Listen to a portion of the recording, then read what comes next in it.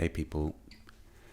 Hey Toubab, Anna, Hannah, Camilla, Anna, Andrea.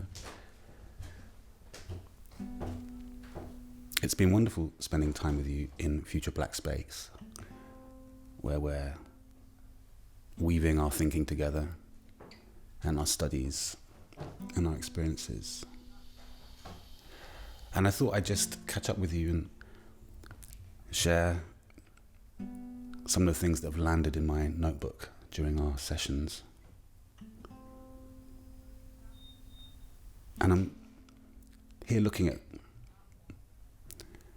a grey Stockholm sky that actually has just broken into colour. And I'm thinking about how to describe FutureBlackSpace. So if I was going to try to describe the sky, words are slippery, and everything we see is kind of nuanced and elusive. So I'm thinking about how to describe that particular shade of grey of a Stockholm's winter's day. Like I might be able to choose some shades of brown or blue or gunmetal glints, different depths, different hues. But each time, each day, I should challenge my language to try something new and be true to this grey on this today and not yesterday's grey. So I'm thinking about how to describe the first sunrise after months of uniformity of cloud, no shape, just homogeneous sky, same day after day. And my reception of that rose pink or blue gold, my perception of variety or change or shape or form is informed by my prison sentence in flatness and sameness, and I just feel a loss for words for the sake of just wanting to feel. And FutureBlackSpace is like that. It's hard to describe or define after years of dealing in the blinding light of fields where whiteness feels like an undefined weather. Not a particular kind, not rain or shine, just the weather. I lose my language being with you, just to stay with the feeling.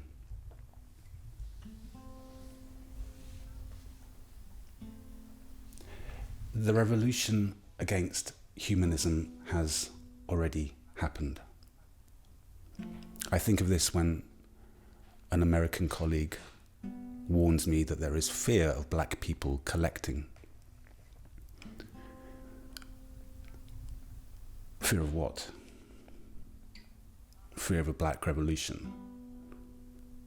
The revolution has already happened.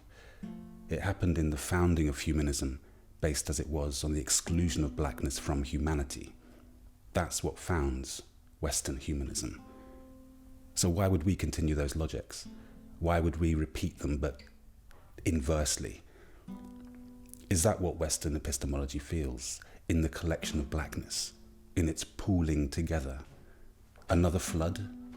Another arc where whiteness is denied access?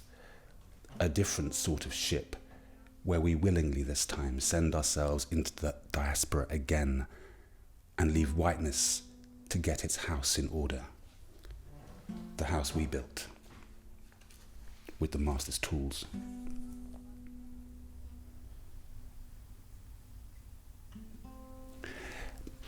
Let's say that black folk and white folk are in a relationship struck by grief, but just at different stages of the process. I know it's cliched, I know it's cheesy, but the stages of grieving are: stage 1, shock and denial; 2, pain and guilt; 3, anger and bargaining; 4, depression; 5, the upward turn; 6, reconstruction and working through; 7, acceptance and hope. What stage are you at? We know we have to be done with race. We just have to figure out why we have such passionate attachments to it. Wounded attachments. Stephen Best and Saidiya Hartman say, the limits of the historiographical project rooted in affective attachment to past suffering have been evident for some time. So are our wounded attachments limiting us? Their job was to interrogate rigorously the kinds of political claims that were mobilized on behalf of the slave for the political present, that particular character of slavery's violence that appears to be ongoing and constitutive of the unfinished project of freedom. This is a historicism based from the point of view of wrongful injury. They describe it as a melancholy historicism, obsessed with displacement, erasure, suppression, elision, overlooking, overwriting, omission, obscurantism, expunging, repudiation, exclusion, annihilation, and denial. And in this way, melancholy turns into an affect that claims the prestige of an affliction which cannot be ameliorated.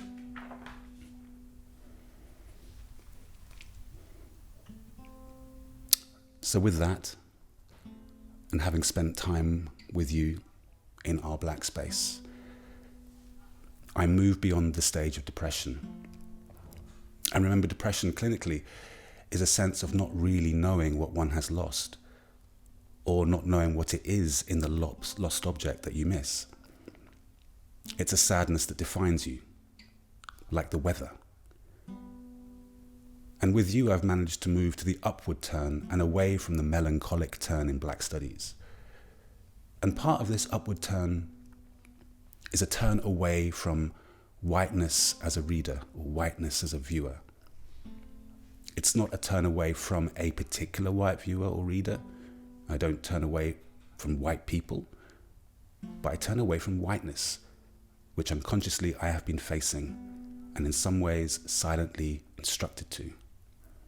And so I want to rename the upward turn, which leads to reconstruction, working through acceptance and hope. And I want to rename it the uplifting turn, like I'm raising my eyes to the sky. I've understood and embodied blackness as that long melancholy list I just quoted, and experienced the shock, denial, and the rage, all the things you have to keep quiet about in order to stay at the table. And I've studied and embodied Afro-pessimism to see how far it would take me. I saw how Afro-pessimism broke my denial, broke my silence, and took me to the usable limits of my rage, which, as many psychologists point out, is frozen grief. And the fire of my fury thawed the permafrost that locks growth in 0-degree temperatures, so that my world could flood, soften, with a continuous melting of tears, a continuity of tears. And when I stopped screaming, and when I stopped crying, the ground was ready for life to get on with its business, to grow and make more of itself. Permafrost locks in soil, sediment, and rock in stasis, into hibernation. So, as an analogy for ungrievable objects, it works to unearth them and gives them an opportunity, or the respect, or the honor of being brought to the nourishment their interaction with other objects provides. Society, or community, seminar, or conference. But one downside is that perhaps permafrost holds static things that are very, very old, that we may have no way of managing. Objects may be so old they might even appear alien to us. Prehistoric bacteria or viruses, for example. I'll just end with saying that for Hegel, Africa was prehistoric, in that not only did it not fit the criteria for having history, it would forever be incapable of being a part of history, unless the European bestowed history to it. History started in Africa only when the European arrived and forcibly inserting it, thus cancelling, stealing, and freezing Africa's assets and its growth. So in a sense, my assets have been unfrozen by dismantling the institution of whiteness installed within me.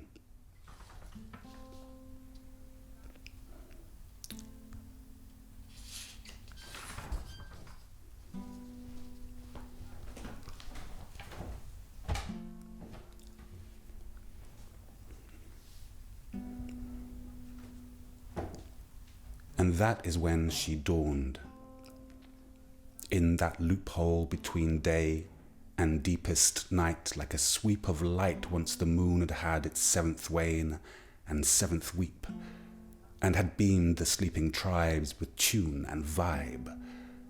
And so, from the archives of all our hopeful dreams, she rose, collected. We woke to a triple helix verse of poetic potential in our ears, making our eyes rise from the page of the rehearsal to hear the chords cascade from the mothership, she who is the poem of end times. This is the last stage.